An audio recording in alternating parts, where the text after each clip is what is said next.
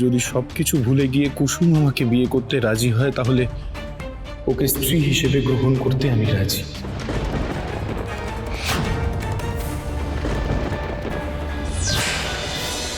কুসুম কুসুম আমার দোষ ঢাকার জন্য এইসব কথা বলছে। আপনি বিশ্বাস করুন, সব দোষ আমার। আপনি আমাকে ক্ষমা করে দিন প্লিজ। আমার মেয়ে বাড়ির কাজের লোক, তাই তোমার সে যোগ্য নয়। এই কারণ দেখিয়ে তুমি বিয়ে থেকে চলে গেছিলে, আর আমি তোমায় ক্ষমা করে দেব? কখনো না। হ্যাঁ, আমার মেয়ে এই বাড়ির কাজের লোক, আমরা তো লুকোইনি, কোনোদিন লুকোইনি। তাহলে কোন অধিকারে তুমি আমার মেয়েটার জীবন নিয়ে ভেবে ছিনিমিনি খেললে?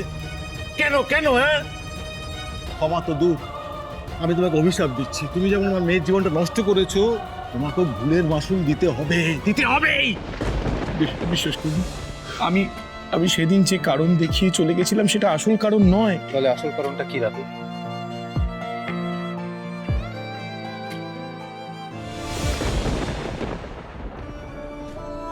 কুসুমের মতো স্নেহময়ী আর বুদ্ধিমতী মেয়েকে বিয়ে করতে কে চাইবে না বলুন? কিন্তু কখনো কখনো ইচ্ছের উপর ভয় ভর করে। আর সেদিন আমি ভয় পেয়ে গেছিলাম। আমি কুসুমকে খুব পছন্দ করতাম, কিন্তু নিশ্চিত ছিলাম না যে কুসুম আমাকে পছন্দ করে কিনা। কিন্তু তোমার এই কথাটা কেন মনে হয়েছিল যে কুসুম তোমাকে পছন্দ করে না? কারণ আমি অনাথ, আমার পরিবার বলতে কিচ্ছু নেই। কিন্তু কুসুমের পরিবার শুধু কুসুমের বাবা আর ভাই নয়, কুসুম এই গাঙ্গুলি পরিবারের একজন। ও এত মিশুকে মেয়ে, ও সবার সাথে হই হই করে থাকতে ভালোবাসে। আমার সঙ্গে এসে ও সুখী থাকবে কিনা এই ভয় আমার মনে গেঁথে গেছিল। আমাদের মধ্যে সেই ঘনিষ্ঠতাই তৈরি হয়নি যেখানে যেখানে কুসুম আমার সঙ্গে সুখী থাকবে। রাতুল সাহেব এসব কি বলছে? রাতুল সাহেব তো সত্যিটা জানে। উনি তো জানেন আমার মনে আমি শুধু ছোট সাহেবের জন্য জায়গা আছে, আর কারোর জন্য না। সেটা চেপে গিয়ে উনি অন্য কথা বলছে। আমার জীবনের সবচেয়ে বড় ভুল ছিল বিয়ের দিন এখান থেকে চলে যাওয়া। সেদিন আমি এখান থেকে চলে গিয়ে বড় ভুল করেছিলাম। আমি এখান থেকে চলে গেছিলাম কারণ আমি বুঝতে পারিনি কুসুম আমাকে ভালোবাসে কিনা। আর আমি কুসুমকে ভালোবাসাহীন বিয়েতে ফাঁসাতে চাইনি।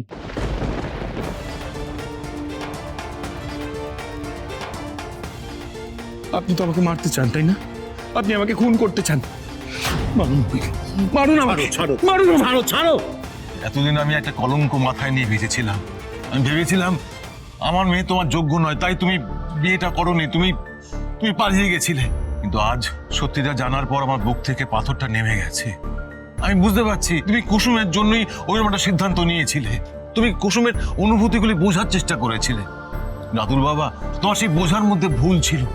হ্যাঁ, মানুষপত্রই তো ভুল হয়, কিন্তু এখন যখন সব বাধা বিঘ্ন কেটে গেছে, ভুল বোঝাবুঝি অবসান হয়েছে, রাতুল বাবা ভেবে দেখো তুমি আমার মেয়েকে গ্রহণ করবে তো? আমি জানি আমার মেয়েটা তোমার সঙ্গে ভালো থাকবে। না শঙ্কর, একদম নয়। তুমি কেন ওর সঙ্গে আবার কুসুমের বিয়ে দিতে চাইছো? যে একবার বিশ্বাসঘাতকতা করে সে যে আবারও করবে না, এই কথা কেউ বলতে পারে না। কর্তমা, আমরা তো গ্রামের মানুষ। এই যে গ্রামে গেলাম কুসুমের মায়ের বাৎসরিক কাজটা করতে, 10 জনায় 10 রকম প্রশ্ন করছে। কেন দুবার পরে ওর বিয়েটা ভেঙে গেল? কেন ওকে ও বাপের বাড়িতে বসে আছে এখনো? কেন ওকে অন্য জায়গায় বিয়ে দিচ্ছি না? নানান লোকে নানান রকম প্রশ্ন করছে। কত লোককে কত জবাব দেবো আমি? কর্তমা, আমার অনুরোধ আপনি বারণ করবেন না। আর এখন যখন সব ঝামেলাটা মিটেই গেছে, আমরা যখন বুঝতে পেরেছি যে কেন রাতুল চলে গেছিল, তখন তো কোনো সমস্যা নেই, তাই না? মানে ওর সঙ্গে যা বিয়ে হওয়ার কথা ছিল তার সঙ্গে যদি বিয়ে হয় তাহলে সমাজে কোনো প্রশ্ন করবে না, আমার মেয়েটা খুব ভালো থাকবে। কর্তমা, আপনি দয়া করে আপত্তি করবেন না। রাতুলের সঙ্গে বিয়ে হলে কুসুম খুব ভালো থাকবে।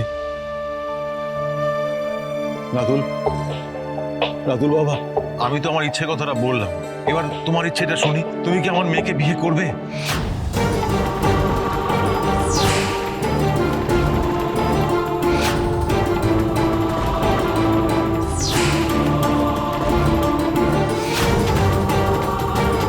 ভালো হতো যদি আমি তোমাকে থামাতে পারতাম বাবা। যা তুমি রাতুল সাহেবের কাছে চাইছো তা কখনো হবে না, কারণ রাতুল সাহেব জানেন আমি একজন বিবাহিতা নারী। কাকা দেখো, এত তাড়াহুড়ো করে কোনো সিদ্ধান্ত নেওয়ার কিছু নেই। তুমি আর একটু ভাবো, আর রাতুলকেও একটু সময় দাও। এটা তো ভাবার কি আছে? রাতুল বাবার মুখে সবটা শুনে আমার মনে সব সন্দেহ, সব ভুল বুঝাবুঝি সব দূর হয়ে গেছে আয়ুষ বাবা। ওই অজয়ের ঘটনার পর রাতুল বাবা শুধুমাত্র আমার মেয়েকে গ্রহণই করেনি, আমার কুসুমকে আগলে রেখেছিল। আমি জানি আয়ুষ বাবা আমার মেয়েটা রাতুলের সঙ্গে ভালো থাকবে, তাহলে শুভ কাজে দেরি হচ্ছে কেন? আচ্ছা রাতুল, শঙ্করটা যখন এতবার করে জানতে চাইছে তখন সরাসরি ওনাকে বলে দাও না। হ্যাঁ, এরকম কাঠপুতুলের মতো দাঁড়িয়ে থাকলে চলে? তার আবার এরকম একটা বিয়ের ব্যাপারে। হ্যাঁ, আমার তো মনে হয় এটা একদম উত্তম প্রস্তাব। মানে পাত্র নিচে এসে হাজির হয়ে গেছে, আর ছেলে খুঁজতে কোথাও যেতেই হবে না। এ তো মেঘনা চাইতেই জল। আমি নিশ্চিত যে রাতুল সাহেব সমস্ত কিছু জেনে হ্যাঁ কখনোই বলবেন না। উনি যে কারণে এখানে ফিরে আসুন না কেন, কিন্তু উনি বিয়ের জন্য আসেননি। উনি এক্ষুনি বাবাকে না বলে দেবেন।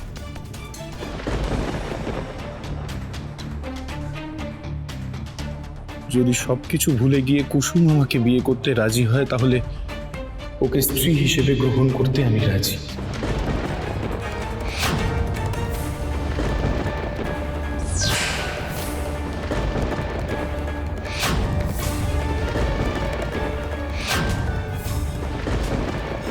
আগের বারও আমি যেতে চাইনি, কিন্তু তোমার ভালোর জন্য আমি চলে গেছিলাম।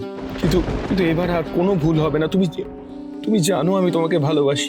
বিয়ে করে আমি সারাটা জীবন তোমাকে সুখী রাখতে চাই।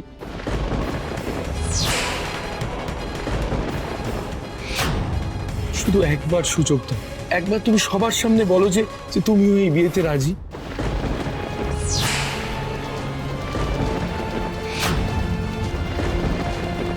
কি রে কুসুম, তুই চুপ করে আছিস কেন? বল না মা, তুই রাজি? বল তুই রাজি?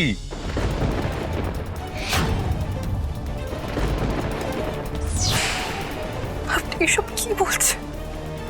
এরা সবাই জানুক বা না জানুক, কিন্তু আপনি তো আমার সত্যিটা জানেন। আপনি কেন নতুন করে বিয়ের প্রস্তাব দিচ্ছেন?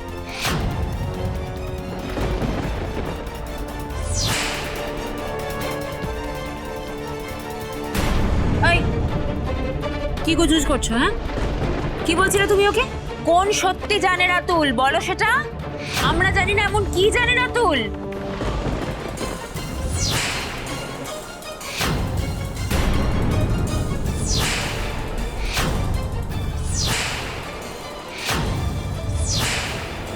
চুপ করে আছো কেন কুসুম?